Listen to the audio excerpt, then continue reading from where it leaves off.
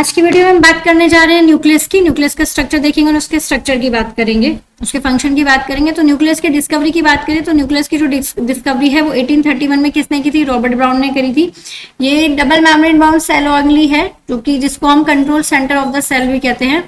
इसके पास genetic cell का जो जेनेटिक मटेरियल होता है वो न्यूक्लियस के पास प्रेजेंट होता है। जितनी भी एक्टिविटीज हैं, जैसे मेटाबॉलिज्म हो गया सेल का, प्रोटीन सिंथेसिस हो गया, सेल डिवीजन हो गया, वो सब कौन परफॉर्म करता है? न्यूक्लियस ही परफॉर्म करता है। इसीलिए इसे सेल का क्या कहा जाता है? कंट्रोल सेंटर ऑफ सेल कहा जाता है। न्यूक्लियस के स्ट्रक्चर की बात करें, क्योंकि न्यूक्लियस क्या है? डबल मेम्ब्रेन बाउंड स्ट्रक्चर है। इसके पास क्या है? डबल मेम्ब्रेन है, एक आउटर मेम्ब्रेन है और एक क्या है? इनर मेम्ब्रेन है।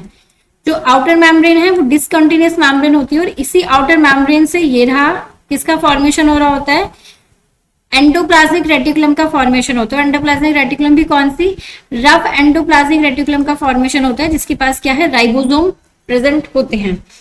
उसके बाद इनर मेम्ब्रेन है। इनर मेम्ब्रेन और आउटर मेम्ब्रेन के बीच में कुछ इस तरीके से पोर प्रेजेंट होते हैं। ये रहे पोर्स। इन पोर्स को क्या नाम दिया गया है? इन्हें हम कहते हैं न्यूक्लियर पोर।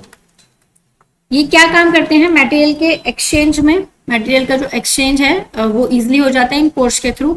उसके बाद इसके सेंटर में इस तरह से क्या है? ये फ्लूइड मैट्रिक्स प्रेजेंट है, जिसको क्या कहते हैं? न्यूक्लियोप्लाज्म बोलते हैं। सेमी फ्लूइड मैट्रिक्स है जिसके पास क्रोमेटिन प्रेजेंट है और न्यूक्लियोलस भी प्रेजेंट है।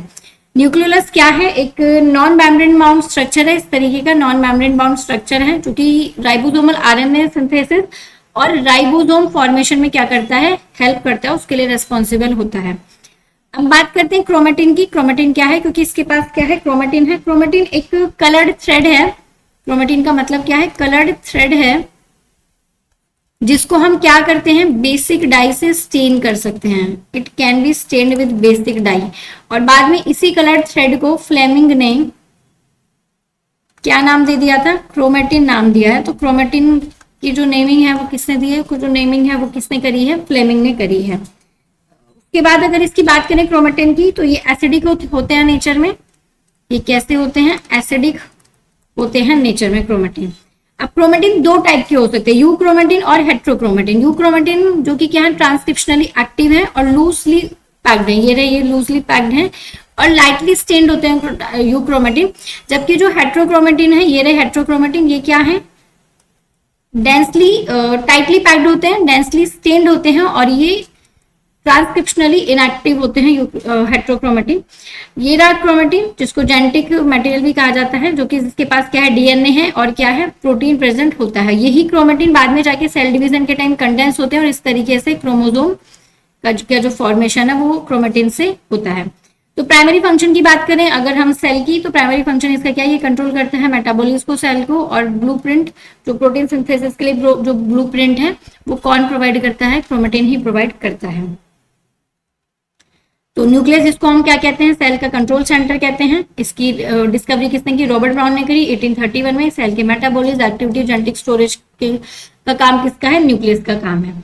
अब ऐसा नहीं है हर सेल में न्यूक्लियस प्रेजेंट होता है या हर सेल में एक न्यूक्लियस प्रेजेंट होगा। कुछ सेल में सिंगल न्यूक्लियस प्रेजेंट होते हैं, जिनको मोनोकैरियोटिक कहते हैं। तो जितनी भी जो यूकैरियोटिक सेल हैं उनमें सिंगल न्यूक्लियस प्रेजेंट है। कुछ सेल में दो न्यूक्लियस भी प्रेजेंट होते हैं, उन्हें डाइकैरियोटिक या फिर बाई न्यूक्लिएटेड सेल भी बोला जाता है, जैसे पैरामीशियम।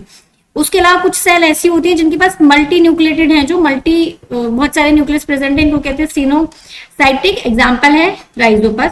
इसके अलावा कुछ सेल ऐसी भी होती है जिनके पास न्यूक्लियस प्रेजेंट ही नहीं होता, उन्हें बोलते हैं ई न्यूक्लिएटेड, जैसे मैमेलियन आरबीसी। या फिर जो प्लांट में सीड ट्यूब सेल्स हैं उनमें भी न्यूक्लियस क्या होता है? एब्सेंट होता है। तो this is all about the nucleus. Next अब लेक्चर में हम डिस्कस करेंगे टाइप ऑफ क्रोमोसोम के बारे में।